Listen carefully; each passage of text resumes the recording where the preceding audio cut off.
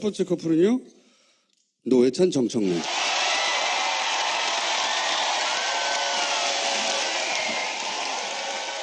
자, 이제 오늘 나오신 모든 게스트들은 노무현 특집이기 때문에 8주기. 일단 두 분의 노무현 전 대통령과의 인연이 있었다면 어떤 인연이 있었는지부터 이야기 시작해 볼게요. 예, 저는 노무현 대통령을 94년도에 만났습니다. 그때가 1995년도에 이제 지방선거, 갓 시작한 지방선거가 95년도에 있었고요. 그런데 저는 당시 어떤 일을 하고 있었냐면 이제 제 직업이 진보정당을 만드는 일이었습니다. 그래서 진보정당 추진위원회 대표를 했는데 지방자치가 뭔지 우리 잘 모르니까 이게 해박한 분으로부터 좀 우리가 교육을 받자 이렇게 해서 보니까 정치인 중에 굉장히 이렇게 신망이 높고 개혁적이고 무엇보다도 이제 풀뿌리 지방자치에 대해서 연구를 해서 책도 몇 개 번역해 놓은 분이 바로 노무현이라는 전 국회의원이었습니다.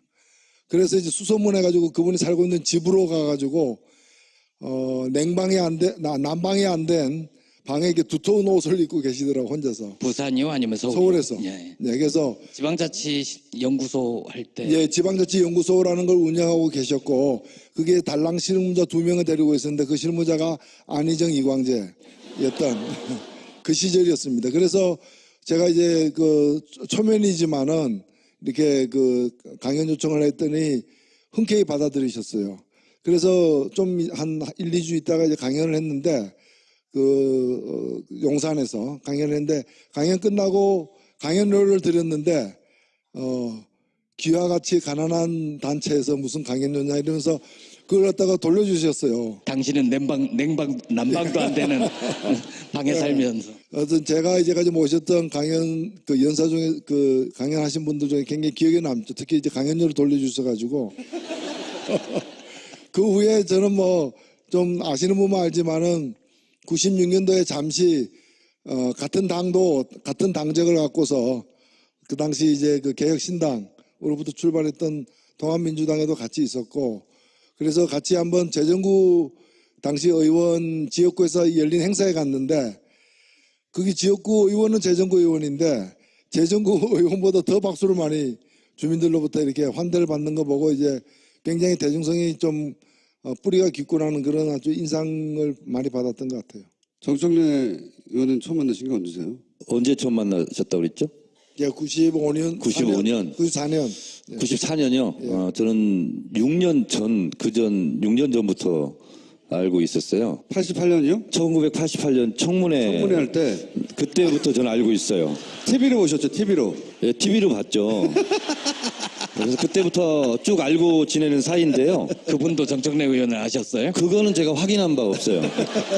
뭐 저만 알면 되죠. 제가 76년도부터 조용필 씨하고도 알고 지내고요.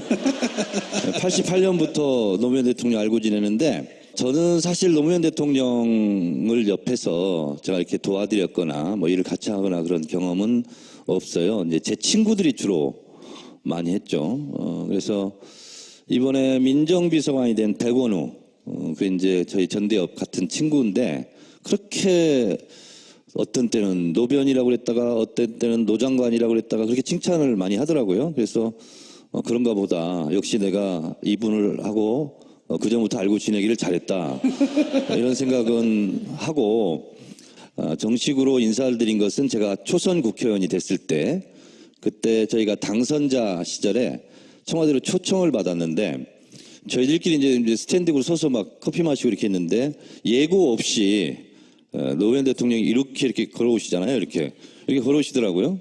그래서 막 악수를 쭉 하고 있는데 뭐 유모 시민 그 의원 그분께서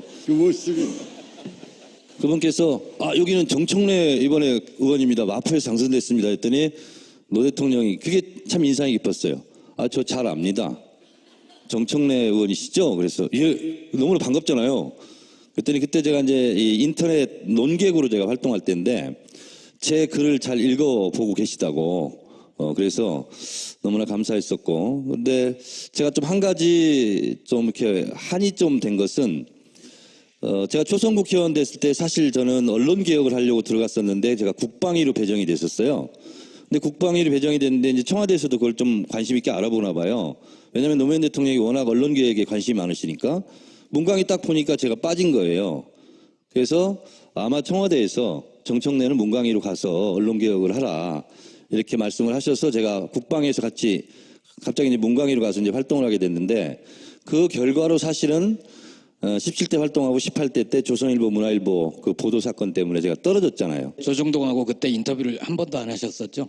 네, 지금도 안 했는데 근데 그것을 KBS 미디어 포커스에서 총선 끝난 지 3일 후에 정청래가 억울하게 보복 기사로 떨어졌다 하는 걸 보도를 한 번 했는데 6월 달에 다시 한 번 또 했어요.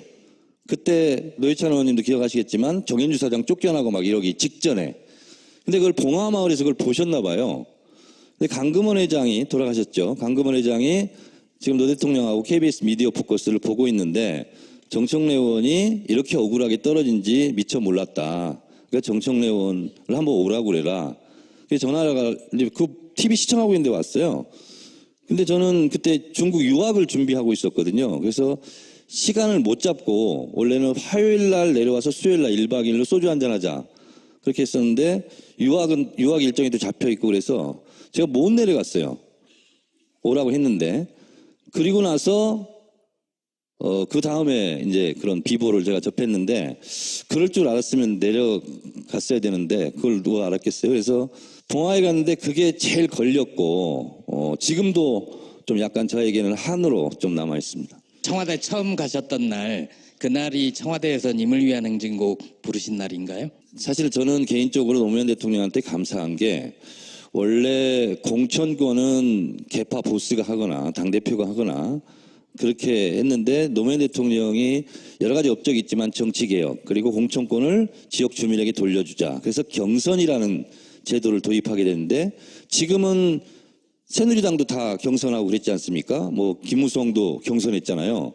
근데 사실은 노무현 대통령이 처음 그때 시도를 해서 그 덕분에 사실은 제가 경선을 통해서 국회의원이 된 거죠. 그래서 17대 무슨 저희들 보고 탄돌이라고 막 그렇게 하는데 그 말도 맞지만 실제로는 경선돌이에요. 제가 경선을 하지 않았으면 공천을 받기 어려운 사람이었는데 그런 면에서는 노무현 대통령이 닦아놓은 길에 저희들이 들어서서 정치를 할 수 있게 된 점은 개인적으로 또 감사드리고 있죠.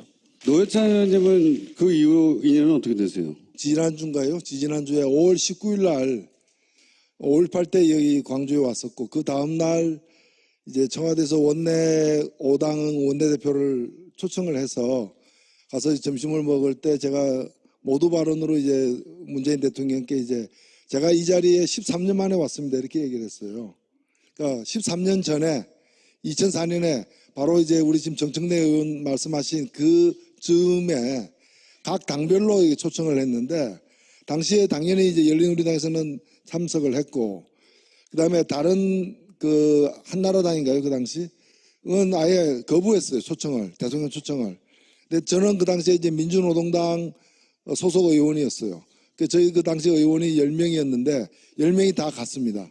가서 그 10명과 노무현 대통령 해가지고 이제 저녁 식사를 반주를 겸해서 이제 식사를 했는데 그날 이제 국회의원 되고서는 처음 만난 거죠. 제가 이제 국회의원 되고 당선하고 뭐 한 달 그때가 이제 제 기억에 2004년 6월 9일이었으니까 뭐 한 2달밖에 안 됐을 때인데요. 근데 저를 보더니 이제 노동지 이렇게 저를 이제 동지라고 노동지 이러면서 이제 약간 좀 웃자고 하는 얘기죠. 이제 노동지 이러면서 노시 스타는 나 혼자뿐인 줄 알았는데 이제 2명이 됐네 뭐 이러면서 저를 이제 제가 당시에 뭐 TV 토론 등에서 조금 이렇게 알려진 것에 대해서 아주 과도하게 이렇게 뭐 칭찬을 해주셨던 기억이 나는데 그때 사실은 그날 저녁 식사가 뭘 먹었는지 기억이 안 나요. 뭘 먹었는지 기억이 안 날 정도로 뜨거웠어요. 그래서 대통령과 이제 소속 정당이 아닌 다른 정당 국회의원이 만났으면 서로 이제 예의만 차리고 끝나도 될 일인데 대통령이 이제 식사를 하시면서 이제 주요한 뜨거운 쟁점에 대해서 하나하나 이렇게 열거하면서 견해를 얘기하고 또 우리 보고 얘기하라 그러고 하니까 자연스럽게 토론이 된 거예요. 굉장히 긴 한 서너 시간 동안 얘기했어요. 그래서 그 중에 이제 몇 가지는 이런 걸 중요하니까 힘을 합해야 되겠다는 결론에 도달한 것도 있지만 몇 가지는 서로 팽팽히 맞서가지고 그때 이제 부안 방패장. 예, 방사능 그 폐기물 처치하는 문제 이런 거 등 해가지고 몇 가지 문제에서는 굉장히 열띤 토론을 하고 바깥에서 만났다면 2차 갑시다 이랬을 텐데 2차 갑시다. 거기서 2차를 못 가잖아요. 그 유일한 단점이 이제 그래가지고 이제 좀 아쉬움을 남긴 채 헤어졌던 기억이 납니다. 그런데 이번에 13년 만에 저로서는 이제 다시 청와대에 갔는데 이번은 낮에 이제 만났기 때문에 물론 반주가 없었지만은 근데 또 당도 이제 여러 정당이 한 명씩 이렇게 참석했는데 그때 비슷했던 느낌이 들어요. 그러니까 아무런 미리 이제 대통령 앞이니까 뭘 조심하라거나 무슨 말은 하지 말라거나 이런 주제만 가지고 얘기하라거나 이런 가이드라인이 일체 없었던 거예요. 심지어는 대통령 앞에 달게 돼 있는 이름표까지도 다 대통령의 지시라고 하면서 달지 않고 들어가도록 했을 뿐만이 아니라 들어가서 어떤 주제든 그 주로 야당들인데 야당들에서 꺼내는 어떤 주제든 간에 다 받아가지고 바로 얘기를 하고 또 얘기하면서도 또 좀 이렇게 그 완곡하게 이렇게 넘어갈 일도 제가 듣기에는 이제 확실하게 입장이 필요한 부분은 확실하게 그냥 끝까지 얘기를 해내는 아주 그런 좀 오래간만에 보는 진풍경이었다. 그래서 거의 이제 그 우리가 뭐 청와대에서 사람 냄새 맡아본 지가 오래됐잖아요. 그 전에 계신 분은 그럼 뭐예요? 아니 저는 뭐 저보고 물은다 거의 외계인이 한 10년 점거했는데 한 외계인이 물러가고 거기 인간들이 들어가게 된 거죠 이제. 그래서 거기서 인간들끼리 상봉하는 그런 인간들끼리 상봉하는. 이 초기를 비교하면 어떨까요? 노무현 정부 초기 출범한 이후에 한 2, 3주하고 문재인 정부 출범 이후에 한 2, 3주를 비교해보면 어때요? 되돌아보시면? 기억을 되살려 보면 2002년 12월 19일 날 그 지금하고는 좀 다른 진짜 가슴 졸임과 떨림 이러면서 거의 뭐 탄성과 괴성을 지르면서 서로 부둥켜 안고 울고 막 이랬던 저도 기억이 납니다. 동아일보 앞에서 저는 그걸 전광판으로 보다가 여의도 당사 앞으로 막 달려가서 막 진짜 막 울고불고 막 했던 그런 기억이 나요. 그만큼 굉장히 감격적이었고 그랬는데 이번에는 이길 줄 알아서 그랬는지 그때만큼 그것보다는 좀 저는 마음속으로 좀 멍한 그런 느낌이었는데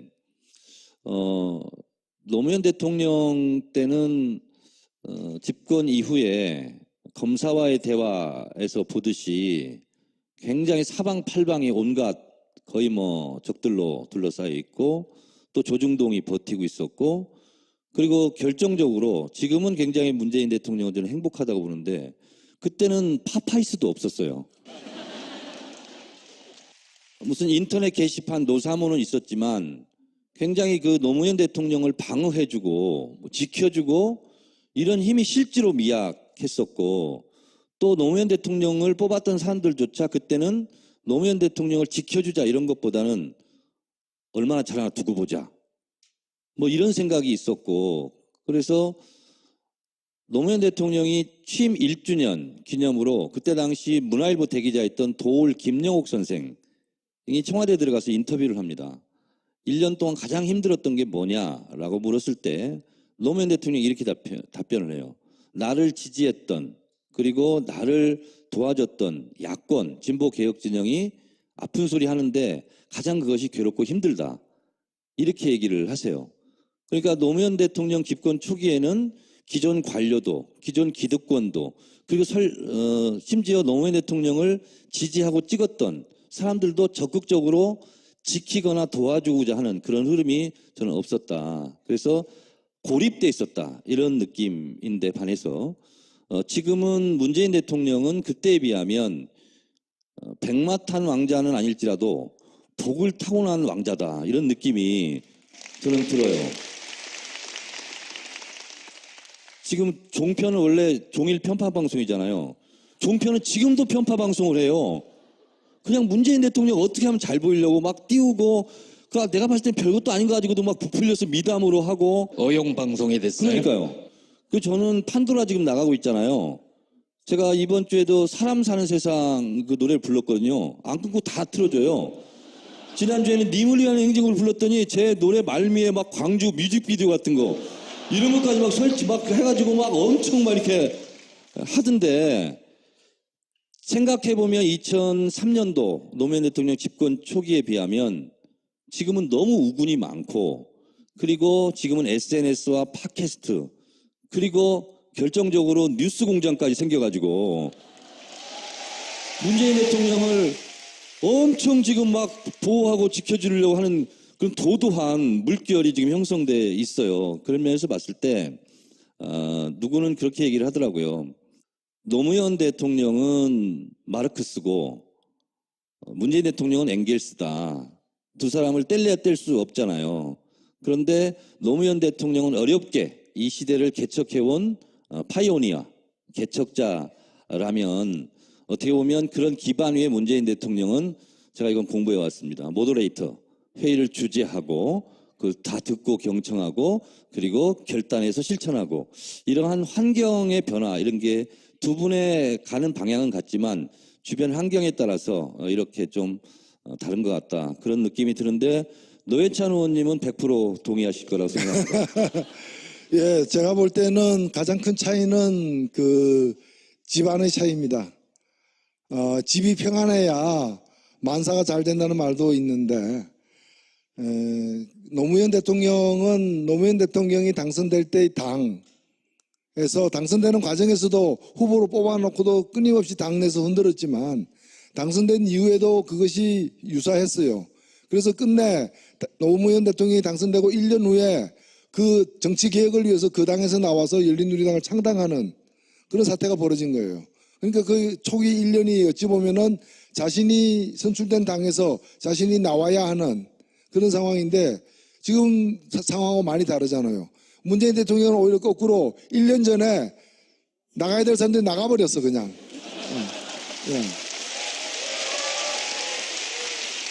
그러니까 제발로 나가버린 상태에서 대통령이 됐기 때문에 상대적으로 좀 집안이 덜 문란했고, 그리고 이제 아마 집권 초기에도 그런 집안 걱정이라거나 이런 건 좀 덜 하지 않을까, 그런 생각이 되고, 두 번째 차이는 더 결정적인 차이인데, 그 사이에 많은 세월이 흘렀습니다.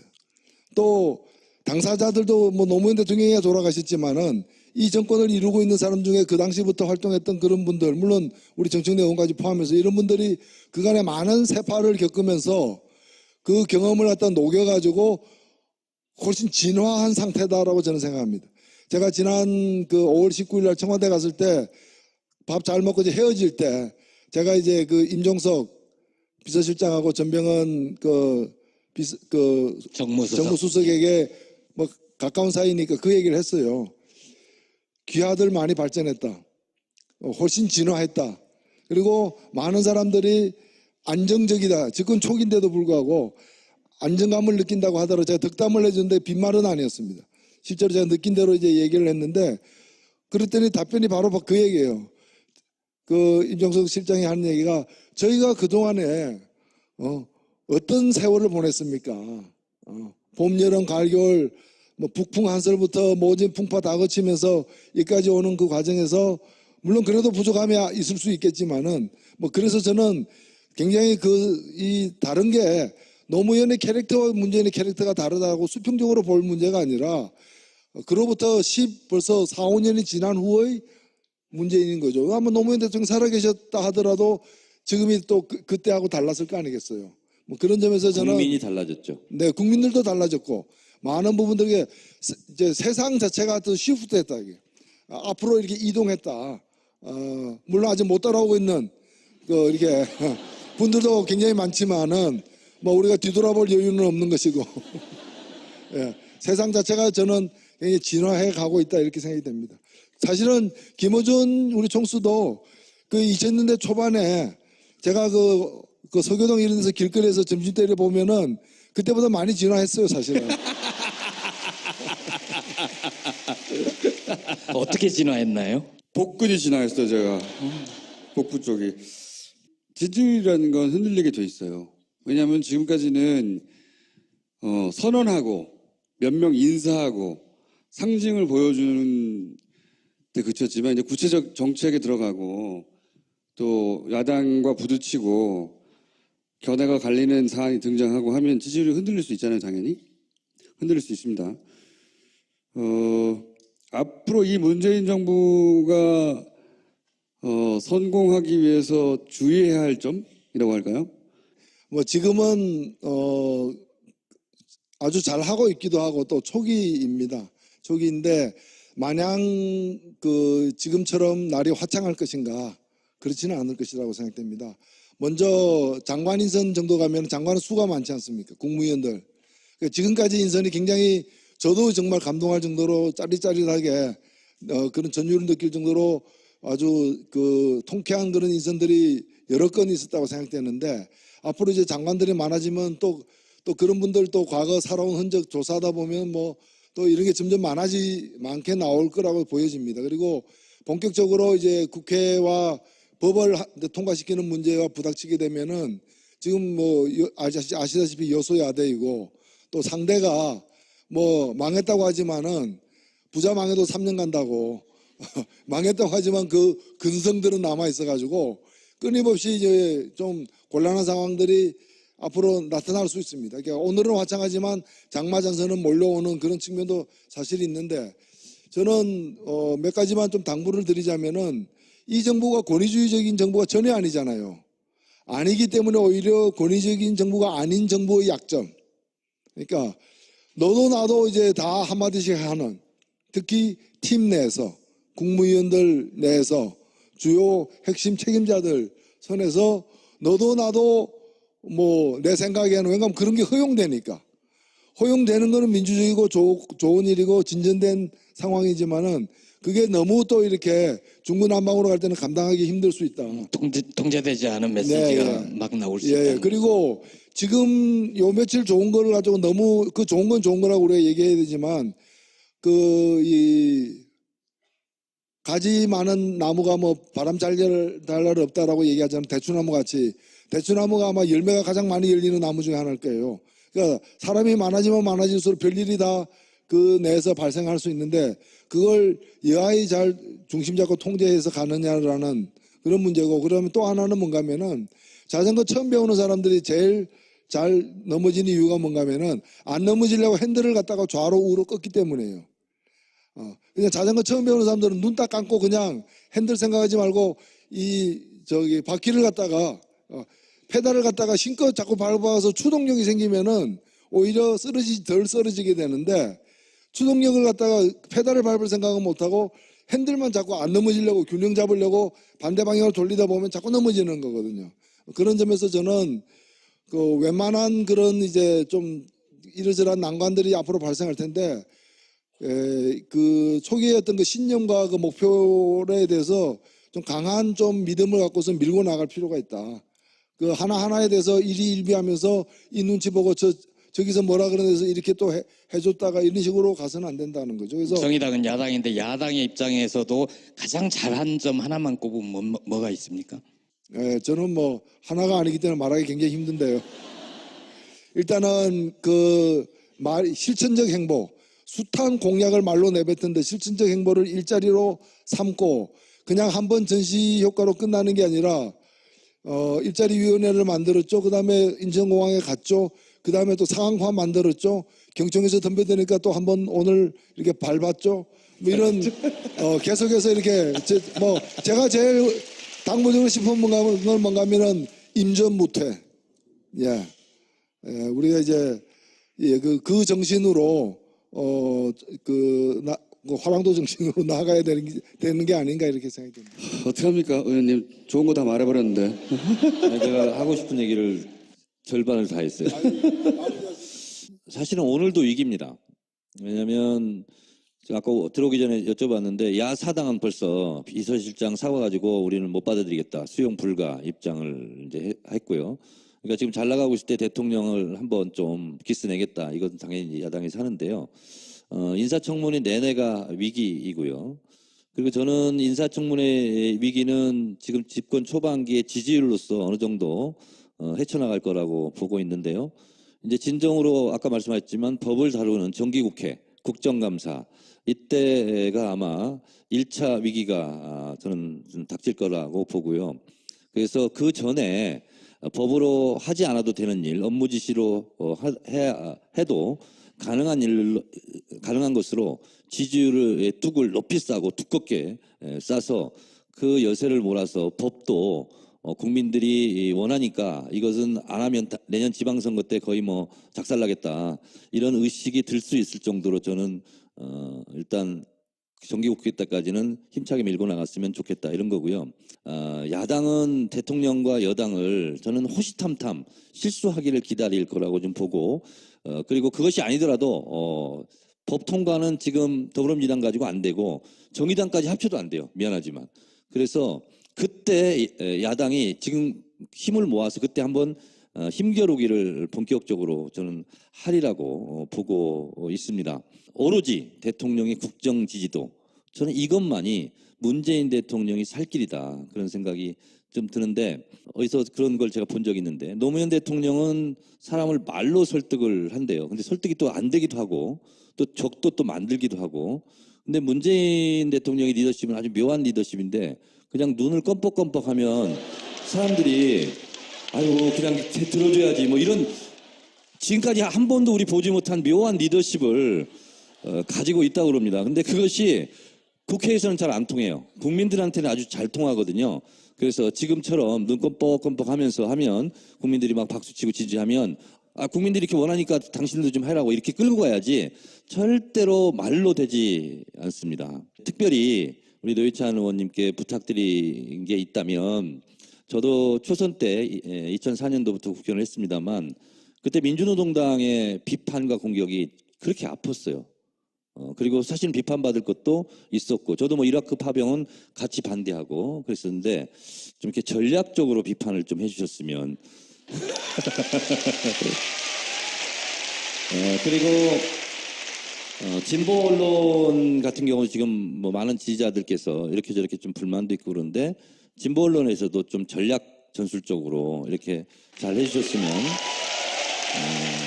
감사하겠고 잘하는 것은 문재인 대통령 덕이고요. 혹시 집권 여당이 잘못하는 거 있으면 당을 대표해서 제가 다 사과드리고 할 테니 저한테 문자 보내시고 항의 문자 보내시고 그렇게 해주시기 바랍니다. 네, 고맙습니다. 의원님이 정의당에 대해서 한마디 하셔가지고 답변을 하고 가셔야 되는 거 아닙니까? 아니요, 뭐 요즘에 저는 사실 뭐 좀 위태롭다는 얘기를 많이 듣습니다. 이제 왜 그렇게 칭찬만 하느냐. 그런데 칭찬할 일이 있으니까 칭찬하는 건데 그러면 칭찬할 일을 좀 적게 해주세요. 뭐 가끔 하세요. 뭐 너무 자주 하지 마세요. 이렇게 얘기할 수는 없는 거 아니에요. 없는 거고 그리고 물론 저는 과거에 대해서는 있는 대로 뭐 평가를 받으면 된다고 보고요. 제가 특별히 변명을 해명할 일은 아니라 보는데 그때와의 차이는 뭔가면은 그때는 확실히 정책적 차이가 꽤 있었습니다. 특히 경제 문제와 관련해 가지고는 사실 차이가 있었고 특히 IMF를 건너온 지 얼마 안 되는 상황이었기 때문에 더욱 그래야 했고 또 우리나라 경제 관료들이 오랫동안 이제 그 관성을 가지고 오던 그것이 유지되던 상황이었다고 저는 봅니다. 그런데 지금은 굉장히 많이 가까워졌어요. 오히려 뭐 솔직히 정의당 같은 작은 정당은 좀 그 존재의 위협을 느낄 정도로 굉장히 가까워졌어요. 저는 이번에도 청와대에서 그 비정규직 문제를 얘기를 하는데 사실 언론에 소개 안 된 깊은 데까지 얘기를 했는데 굉장히 뭐 거의 같다라고 이렇게 사실 생각이 들 정도로 잘 좀 정리가 돼 있는 것 같아서 사실 그게 저희들 속으로 지금 고민입니다, 이게. 그때서 뭐 없는 차이를 일부러 만들 이유는 없는 것이고 근데 다만 저는 이제 대한민국 정치가 꼭 상대가 지금 민주당이어서가 아니라 그 누구라 할지라도 잘한 건 확실히 잘했다 그러고 비판할 건 예리하게 비판하되 흠이 있더라도 이게 좀 큰 흠이 아니고 작은 흠 같으면은 넘어갈 때 넘어가 주는 것이 그게 일상이 돼야 된다고 생각합니다. 저는. 자, 두 분 여기까지 하겠습니다. 감사합니다. 고맙습니다. 첫 번째 커플은요, 노회찬 정청래.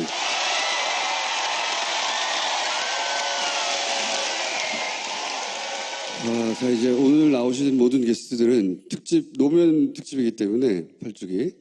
일단 두 분의 노무현 전 대통령과의 인연이 있었는지부터, 있었다면 어떤 인연이 있었는지부터 이야기를 시작해 볼게요. 예, 저는 노무현 대통령을 94년도에 만났습니다. 그때가 1995년도에 이제 지방선거, 갓 시작한 지방선거 선거가 95년도에 있었고요.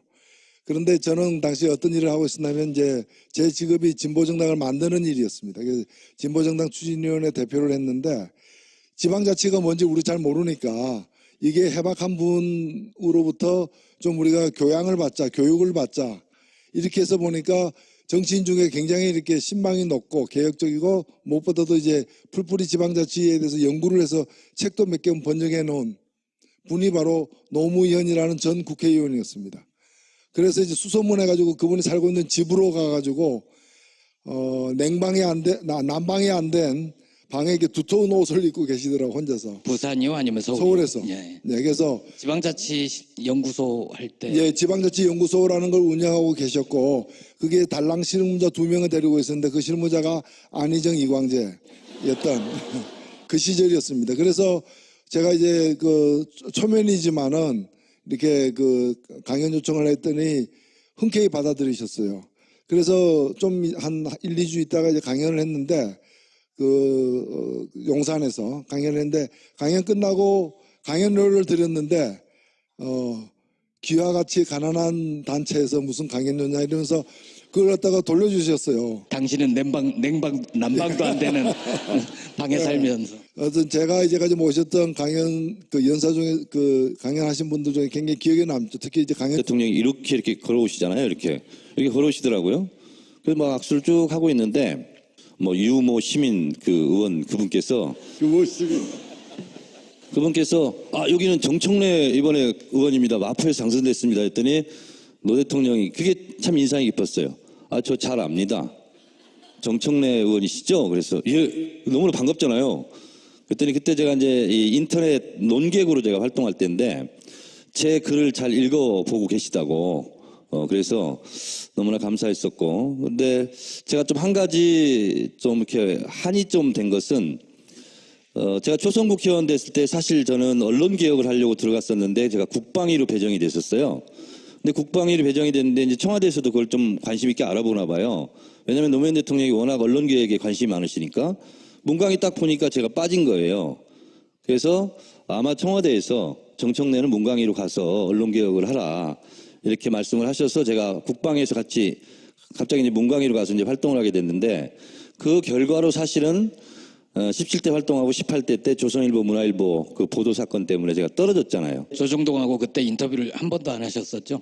네, 지금도 안 했는데 근데 그것을 KBS 미디어 포커스에서 총선 끝난 지 3일 후에 정청래가 억울하게 보복 기사로 떨어졌다 하는 걸 보도를 한 번 했는데 6월 달에 다시 한 번 또 했어요. 그때 노회찬 의원님도 기억하시겠지만 정현주 사장 쫓겨나고 막 이러기 직전에 근데 그걸 봉화마을에서 그걸 보셨나 봐요. 근데 강금원 회장이 돌아가셨죠. 강금원 회장이 지금 노 대통령하고 KBS 미디어 포커스를 보고 있는데 정청래 의원이 이렇게 억울하게 떨어진지 미처 몰랐다. 그러니까 정청래 의원을 한번 오라고 그래라. 그래서 전화가 그 TV 시청하고 있는데 왔어요. 근데 저는 그때 중국 유학을 준비하고 있었거든요. 그래서 시간을 못 잡고 원래는 화요일 날 내려와서 수요일 날 1박 2일로 소주 한잔 하자. 그렇게 했었는데 유학은 을 돌려주셔가지고 그 후에 저는 뭐 좀 아시는 분만 알지만은 96년도에 잠시 같은 당적을 갖고서 그 당시 이제 그 개혁신당으로부터 출발했던 통합민주당에도 같이 있었고 그래서 같이 한번 재정구 당시 의원 지역구에서 열린 행사에 갔는데 거기 지역구 의원은 재정구 의원인데 재정구 의원보다 더 박수를 많이 주민들로부터 이렇게 환대를 받는 거 보고 이제 굉장히 대중성이 좀 뿌리가 깊구나는 그런 아주 인상을 많이 받았던 것 같아요. 정청래 의원은 처음 만나신 게 언제세요? 언제 처음 만나셨다고 그랬죠? 예, 95년, 94년. 94년.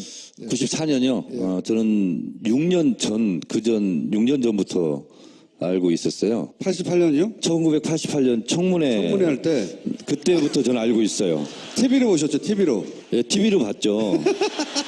그래서 그때부터 쭉 알고 지내는 사이인데요. 그분도 정청래 의원을 아셨어요? 그거는 제가 확인한 바가 없어요. 뭐 저만 알면 되죠. 제가 76년도부터 조용필 씨하고도 알고 지내고요.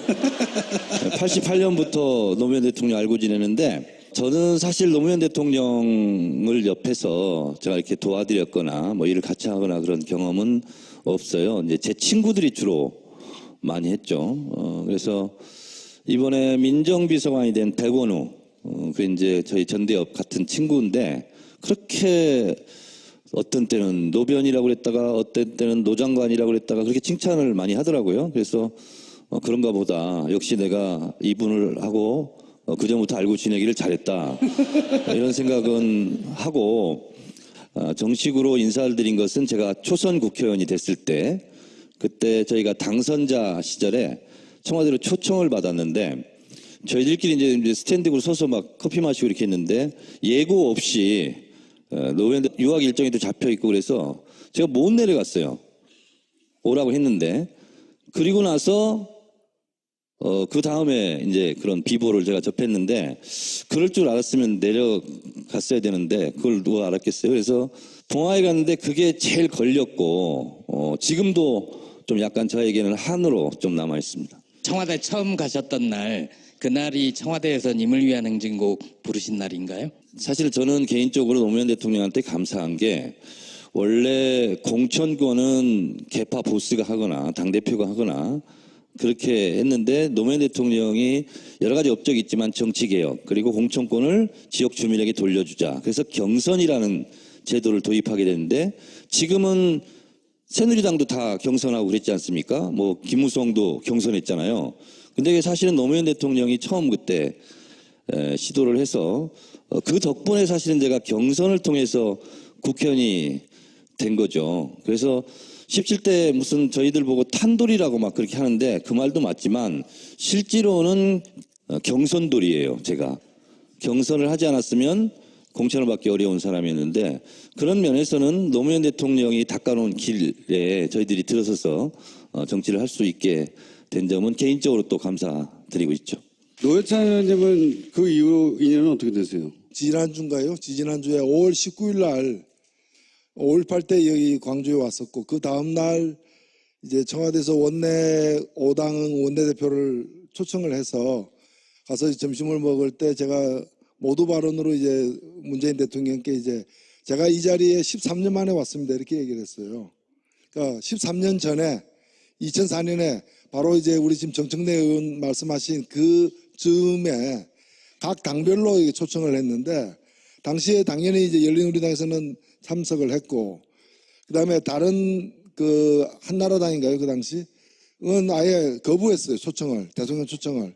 근데 저는 그 당시에 이제 민주노동당 소속 의원이었어요. 저희 그 당시 의원이 10명이었는데 10명이 다 갔습니다. 가서 그 10명과 노무현 대통령 해가지고 이제 저녁 식사를 반주를 겸해서 이제 식사를 했는데 그날 이제 국회의원 되고서는 처음 만난 거죠. 제가 이제 국회의원 되고 당선하고 뭐 한 달 그때가 이제 제 기억에 2004년 6월 9일이었으니까 뭐 한 2달밖에 안 됐을 때인데요. 근데 저를 보더니 이제 노동지 이렇게 저를 이제 동지라 노동지 이러면서 이제 약간 좀 웃자고 하는 얘기죠. 이제 노동지 이러면서 노시 스타는 나 혼자뿐인 줄 알았는데 이제 2명이 됐네 뭐 이러면서 저를 이제 제가 당시에 뭐 TV 토론 등에서 조금 이렇게 알려진 것에 대해서 아주 과도하게 이렇게 뭐 칭찬을 해주셨던 기억이 나는데 그때 사실은 그날 저녁 식사가 뭘 먹었는지 기억이 안 나요.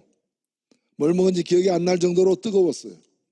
그래서 대통령과 이제 소속 정당이 아닌 다른 정당 국회의원이 만났으면 서로 이제 예의만 차리고 끝나도 될 일인데 대통령이 이제 식사를 하시면서 이제 주요한 뜨거운 쟁점에 대해서 하나하나 이렇게 열거하면서 견해를 얘기하고 또 우리 보고 얘기하라 그러고 하니까 자연스럽게 토론이 된 거예요. 굉장히 긴 한 서너 시간 동안 얘기했어요. 그래서 그 중에 이제 몇 가지는 이런 건 중요하니까 힘을 합해야 되겠다는 결론에 도달한 것도 있지만 몇 가지는 서로 팽팽히 맞서가지고 그때 이제 부안 방패장 방사능 그 폐기물 처치하는 문제 이런 거 등 해가지고 몇 가지 문제에서는 굉장히 열띤 토론을 하고 바깥에서 만났다면 2차 갑시다 이랬을 텐데 2차 갑시다. 거기서 2차를 못 가잖아요. 그 유일한 단점이 이제 그래가지고 이제 좀